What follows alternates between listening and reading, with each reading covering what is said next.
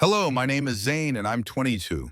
I've been a delivery boy for a little over 2 years. It began as a temporary job, anything to get by and pay some bills. I didn't go to college. I never really saw the point. I've always believed that if I wanted anything, I had to work for it. No debt, no waiting, just work, save and go forward. That's always been my thing. I reside in a little rented house on the outskirts of town, 2 rooms, old wooden floorboards that creak when I walk, and a heater that rarely works in the winter. But it's mine, well rented, but still it's quiet, simple, and I enjoy living alone. My ride a beat-up motor scooter isn't much, but it gets me where I'm going. Every day I load deliveries and hit the road packages, flowers, groceries, even dog food, you name it. People frequently greet me with a smile and I reciprocate. I don't know, I just like it. I enjoy the routine of the day, meeting strangers, seeing glimpses into other people's lives for a little moment before moving on to the next. Anyway, this one day began like any other. The forecast predicted rain in the afternoon and the sky already appeared to have something to say. I had a few stops left, one to an address in a neighborhood I rarely visited, kind of tucked up behind some large pine trees. I arrived just as the first drops hit the plastic on my scooter's handlebar. I parked, picked up a little box, and sprinted up the stairs, knocked once. The door opened a few seconds later. She stood barefoot on the hardwood floors, blonde hair pushed back loosely, no makeup, wearing a light blue sweater that seemed intended for wet days. She must have been around 30, perhaps somewhat younger, but she exuded a serene, tranquil beauty. Her name wasn't on the package, only initials, but when I inquired whether she was expecting it, she nodded, smiled, signed, and paid. I turned to leave, but by then the sky had totally opened up. I mean, pouring, one of those rains that drenches you in 10 seconds flat. I stood there transfixed for a while, unsure whether to flee or remain on the doorstep. Then she said, "You may come in if you wish, only till it stops pouring." I paused. I don't normally do that. It's not standard. You deliver, you depart, you move on. But it was really going down, like windshield wipers are ineffective in heavy rain. I nodded. "Only for 1 minute," I said, trying not to sound weird. She stepped aside and I walked in. It smelled like tea and wood polish inside a simple, cozy place, a sleeping dog on a throw blanket beside the couch. Soft jazz played over a little speaker in the corner. She offered me tea or water. I graciously declined. "I'm fine, thank you, just going to wait a little time." I perched on the edge of the chair closest to the entrance, my jacket dripping on the floor, trying not to make a mess. She sat across from me, smiling. "So are you always trapped in storms, or is today special?" she joked. I laughed. "To be honest, it's become somewhat of a hobby for me lately." That cracked the ice. She inquired whether deliveries were all I did. I said yes, I enjoyed it. She didn't pass judgment, just nodded, asked about my hobbies, music, so I told her I like old movies, repairing devices, and going on late-night rides when the city was quiet. She told me her name was Marissa, worked from home doing nails, mostly private clients, mostly women. She'd been on her own for a time. Most of the time, her best companion was the dog. We discussed little things about nothing, but it felt real. Have you ever had one of those conversations where nothing profound was said, but it still seemed meaningful? Yes, that's it. The rain eventually faded, softened into a drizzle, then just stopped. I rose, thanked her again. She grinned, walked to the counter, took a sticky note, and scribbled something, handed it to me. "If you ever get bored," she said, "text me." I looked at the note, just her number, a small, smiley face sketched at the bottom, like what a high school girl might do, but it didn't seem childish, felt genuine. I placed the note in my jacket pocket and nodded. "I might just do that," I said, and I left. Back on the scooter, the road remained wet, but the sky began to clear, the sun peeking through the clouds as if it had just remembered its existence. I had 3 deliveries left, but all I could think of was the woman in the warm house, her sleeping dog, and the note in my pocket. It had been a week since I saw Marissa, 7 days, but it felt longer. I kept replaying that moment in my thoughts. She handed me the note. The smiley face said, "You may text me." It wasn't flirty, wasn't just a move, felt good, natural, like what decent people do when they genuinely mean it. I didn't text not because I didn't want to. I really didn't want to come out as someone who overreacts to a courteous gesture. I mean, she was older, more put together, owned her own place, a business, a dog, a car. Meanwhile, I was riding around town on a scooter with duct tape covering the mirror, hoping it wouldn't rain. I couldn't quit thinking about her. It was my day off Sunday, nowhere to go, no deliveries, no responsibilities. I'd finished the laundry, cleaned the small kitchen, sat on the worn-out couch in my apartment, watching the ceiling fan whirl, trying to figure out what to do with the rest of my day. Then I took the sticky note out of the drawer where I'd put it, stared at her number for a whole minute, picked up my phone, lingered my hand over the keypad, and finally pressed the call button. She answered after the second ring. Hello? Her voice was just as I remembered, calm, smooth, like it belonged in a setting with warm lamps and beautiful music. Hey, I spoke a little too quickly. It's Zane, the delivery man from last week. A pause then. Zane, I wondered whether you'd ever call. My stomach flipped. We spoke for a few minutes, small things, how nice the weather had been lately. Her dog, Ollie, acting particularly clingy that morning. I told her I had the day off, didn't know what to do with it. That's funny, she said. I was preparing to go for a short drive outside the city, just someplace green. I paused. Do you want to come? She asked nonchalantly. It's nothing big, just a reset. She told me to come by her house. We'd take her. Car laughed. It's not fancy, but it probably runs better than your scooter. She wasn't mistaken. I put on a clean t-shirt, prepared a small cooler with 2 sandwiches, a few water bottles, some crackers.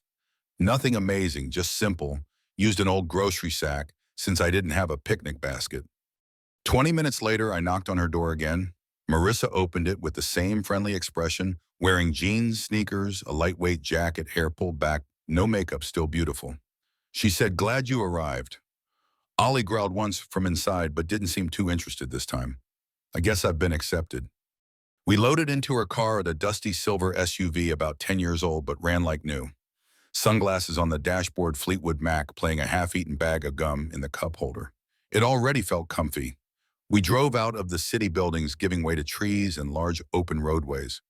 We didn't say much at first, just pointed out the occasional farm, a hawk swooping low, some cows grazing along the fence line. It was serene, not the sort of silence that feels weighty, just the kind that lets you breathe easier. After about 40 minutes, we pulled into a tiny open area beside a hiking route, the kind of place you'd only know if someone took you there. This used to be my father's favorite area, she explained, grabbing a blanket from the back seat. He used to come here and fish. There's a small creek down there. We spread the blanket near a clump of trees, sat down. I took out my cooler, gave her a sandwich. She laughed. Did you actually pack food? That's adorable. Don't expect gourmet, I warned. It's essentially turkey and cheese. It's perfect, she murmured, taking a bite. The sun shone brightly. The breeze kept it cool. We sat for what seemed like hours just talking. She told me more about herself, started painting nails because it let her be free. Had a long-term relationship that ended a while ago. Didn't regret it, but wasn't in a hurry to do it again. I listened to ask questions, told her about growing up in a modest apartment with my mom and little brother. How I never had a strategy, just kept pushing forward, working, living. She eventually said, "You're kind of an old soul." I wasn't sure if that was a compliment, but I took it as one. As the sun began to set, we packed up, her handing me the blanket to fold while we loaded the car. She looked at me, said, "Thanks for coming. I don't think I would have gone if you hadn't." I smiled, same. We drove back in the fading light, chatting about favorite movies, quirky childhood memories, strange delivery experiences. She laughed a lot. I did too. It didn't feel like our first hangout, more like catching up with someone I already knew. She dropped me off at my apartment. Next time, she added, I'll bring the food. Next time, I asked, half joking. She smirked, guess you'll have to wait and see. I waved as she drove away. Back inside, I sat on my bed, still holding the tote bag, glanced at the blank wall in front of me, felt something I hadn't in a long time, hope. Things began to shift after that day in the woods, not in a dramatic fireworks film way, just slowly, naturally, like water rising in a glass. You don't see it at first, then one day you glance and it's nearly full. After our picnic, we started messaging more, not constantly, but enough. She'd send a snapshot of Ollie snuggled with a client's shoe or a short, You'd hate this song, but I love it. I'd respond with a photo of the road me in the rain again, strange lawn decorations I saw on deliveries, or my soggy sandwich from when I forgot to wrap it right. We didn't try to be anything, we just were. She lived her life, I lived mine, but our paths kept crossing. That turned into weekend walks with Ollie, nighttime coffee trips, lazy Sunday afternoons, watching movies at her house. I never said what we were doing. Neither did she. Then one night she did. It was a Friday, a long day, raining again, of course. She texted, "Are you hungry? I made too much." I was halfway through microwaving leftover pasta at home, but put it back in the fridge, hopped on my scooter. She opened the door barefoot, wearing sweats and old college sweater, hair messed up, greeting me with a spoon in her lips. "You made it just in time," she murmured, pulling out the spoon. "The soup's actually edible." The inside smelled like garlic and rosemary candles lit on the windowsill, not expensive, just small tea lights. Ollie gave me a cursory sniff, returned to his spot by the radiator. We ate on the couch bowls on our knees, watching a rerun of a cooking competition where contestants kept failing the same dessert. The power flickered briefly, then went out completely. Marissa peered at me in the darkness. "Did you break it?" she asked. I laughed. "I only deliver packages, not power." She lit more candles from her drawer. The light flickered across her face, making everything seem sharper, more real. She sat down again, closer this time, said nothing, just stared at me a second longer than normal. Then she said, "You know I didn't expect you to be a part of my life, right?" I nodded, unsure what to say. "I mean, you were just a delivery guy, a good one for sure." I grinned. "And now?" She exhaled as if trying to figure it out too. "Now I'm not sure, but I prefer it." I gazed at her. The candlelight made her eyes softer, a vulnerability I hadn't noticed before, not weakness, but honesty. Something in me leaned forward before I did. We kissed, not hasty, messy, or desperate, but slow, gentle, familiar, like finally saying something we couldn't express before. When we pulled back, she rested her head on my shoulder, whispered, "I didn't think I'd want this again, not since the last time." "You don't need to rush anything," I said quietly. "I understand. I don't want to overthink it. I just want to feel it." And that's what we did. Things changed that night, not with grand declarations, no calling each other boyfriend or girlfriend, no telling anyone. We just kept living a little closer, more intentional. She'd stop by my house after work some nights with dinner in to-go containers. I'd show up on her porch with flowers from a roadside stand. Sometimes we didn't hang out, just talked a few minutes before returning to our evenings, easy yet meaningful. Months passed, the season turned trees from green to orange, me wearing my old hoodie under my delivery jacket. Days shorter, but time with Marissa felt longer. One evening, walking Ollie through our neighborhood, the wind-chilly sidewalks covered in leaves, she slipped her hand into mine without saying anything. I gazed at her. "You cold?" I asked. "No," she replied. "Just wanted to." That was when I realized I wasn't just falling for her, I already had. Her lips curling up slightly without looking at me told me she felt the same. Still, a quiet hesitation lingered. We hadn't discussed what this meant, the future, the age gap, what others might think. But we didn't need to yet. In that moment, it wasn't about labels, years, or logic, but about two folks walking slowly along the street, crunching leaves beneath their feet, nothing to prove, no one to impress. We just were, and it felt right. It had been about a year since I delivered that item in the rain. I was still making deliveries, still living in that creaking house on the outskirts, though I wasn't there much. Most evenings and mornings were at Marissa's. Her place felt more like home than mine ever did not, because it was bigger, cleaner, or better equipped, but because she was there. We never had a huge discussion about what we were. We didn't need to. We cooked together, fed Ollie together, fought about what to watch, but never agreed. She'd leave messages in my jacket pockets. I'd fix faulty cabinet doors and creaky hinges in her house without saying anything. That's what we were, a calm beat real. She hinted a couple times I might move in permanently. Never pressed, just said things like, "You know you spend more time here than at your house, right?" Or, "If you had a key, you wouldn't have to wait here like a stranger." Eventually, I stopped going home completely. My clothes were in her drawers, my toothbrush by hers. Even Ollie barked less when I walked in. That's when I knew I was in. Then one evening, eating leftover stir-fry on the couch, she said, "My parents are coming into town next weekend. They want to meet you." I froze mid-bite. Her parents, I hadn't really considered them. I knew they existed. She'd mentioned them several times, but it never felt urgent. Marissa didn't say much about her family, not estranged, just distant, said they were conventional, reserved, the kind who think every decision needs a spreadsheet. "You don't have to come," she said, sensing my reaction. "I just thought maybe it was time."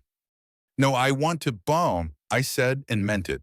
"Just hope they don't dislike me." She smiled. "They won't." I wasn't sure.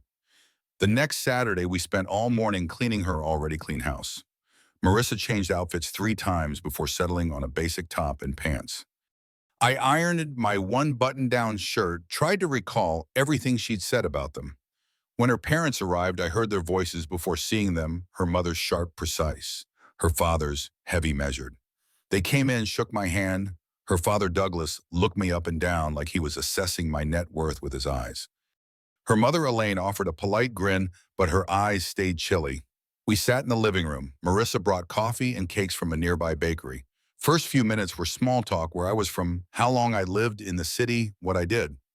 I told them about deliveries, how I enjoyed it, provided enough to cover life, that I wasn't the type who needed much, tried to emphasize liking the simplicity, the people, the movement. I thought I was doing fine until her father asked, "And what's your long-term plan?" "Zane," I halted. "I'm not sure yet," I answered honestly, "but I work hard, don't waste time, and I care about your daughter." He nodded slowly. "Work ethic's crucial, but so is vision." Elaine added, "Marissa's always had high standards. We just hope she remembers that." That stung, but I said nothing. Marissa did, looking them in the eyes. She knows exactly what she's doing, and I know exactly what I'm doing. An unsettling quiet followed. Her parents stayed another half hour asking more surface-level questions before leaving. As the door closed, Marissa sighed, sank onto the couch's arm. "Well, that could have gone better." "They didn't like me," I said, not asking. "They don't know you," she replied. "They just see a number, an age, a job title." I sat beside her, stared at the floor. "I get it. I'm younger, no degree, not impressive on paper." She turned to me. "Hi, I didn't fall in love with a resume. I chose you not because you're a project, not because I'm lonely, but you make me feel safe, make me laugh. I don't have to pretend around you. That's what matters to me." I didn't say anything right away, just reached for her hand, held it. The next few days were quiet. She didn't hear much from her parents, not surprising, just a thank you text for the coffee, that was it. But something had changed, not between us, but around us. We weren't just two strangers who met in the rain.